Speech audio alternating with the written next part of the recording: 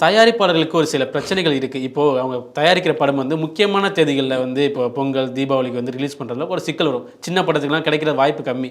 அது ஏன் இந்த சிக்கல் வருது? பெரிய படத்துக்கு பெரிய கம்பெனிக்கு மட்டும் தராங்களே, தயாரிப்பாளர் கம்பெனிக்கு மட்டும் தராங்க. இது என்ன ரீசனாக இருக்கும்? ரொம்ப சிம்பிள் தான்.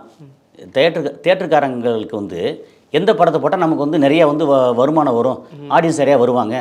இப்போ வந்து நீங்கள் வந்து ஹீரோவாக நடித்த ஒரு படம் வந்து இப்போ வரப்போகுது அப்படி வச்சுக்கோமே. இப்போ வந்து சிவகார்த்தியன் படம் நடித்த ஒரு படம் வரப்போகுது. ஒரே டைமில் ரிலீஸ் பண்ணால் இந்த தியேட்டருக்காரங்க வந்து நீங்கள் நடித்த படத்துக்கு ஓகேன்னு சொல்லி தியேட்டர் கொடுப்பாங்களா, சிவகார்த்தியன் படத்துக்கு கொடுப்பாங்க? சிவகார்த்திகேயன் தான். ஏன் கொடுப்பாங்க? ஏன்னா ஒரு ஃபேமஸான ஆக்டர், அதனால எதிர்பார்ப்பு. ஆனால் ரெண்டாவது நாளே கதை நல்லா இருந்துச்சு, செகண்ட் ஷோலே கதை நல்லா இருந்துச்சு, ஆடியன்ஸ் என் படத்துக்கு வராங்கன்னா இப்போ உள்ள தமிழ் ஆடியன்ஸ் மாறிடுறாங்க.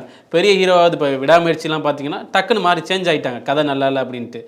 அது இருக்குது. என்னென்னா இப்போ இந்த ஒரு வாரத்துக்கு வந்து இப்போது உதாரணத்துக்கு தியேட்டர்னு எடுத்தாங்க, அரௌண்டு ஒரு 700 தியேட்டர்ஸ் தான் தமிழ்நாட்டில் இருக்குது. மல்டிப்ளெக்ஸோட நம்பர் ஆஃப் ஸ்க்ரீனில் கணக்கு பண்ணால் 1300 அடுத்து இருக்குது அப்படி வச்சுக்கோமே.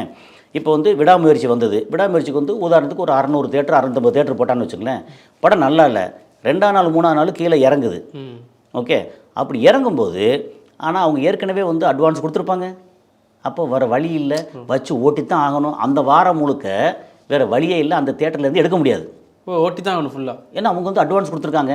எனக்கு சரியில்லைன்னு சொல்லிட்டு 2ஆவது எடுக்க முடியாது. இதே இப்போ நீங்கள் நடித்த படம்னு வச்சுங்களேன், 2வது ஷோவே தூக்கிடுவாங்க. ஸோ இந்த நீங்கள் நடித்த படத்துக்கு எந்த தியேட்டர்லேயும் வந்து உங்களுக்கு இந்தாங்க ஒரு 50,000 அட்வான்ஸ் தர்றோம் அப்படின்னு யாரும் கொடுக்க மாட்டாங்க.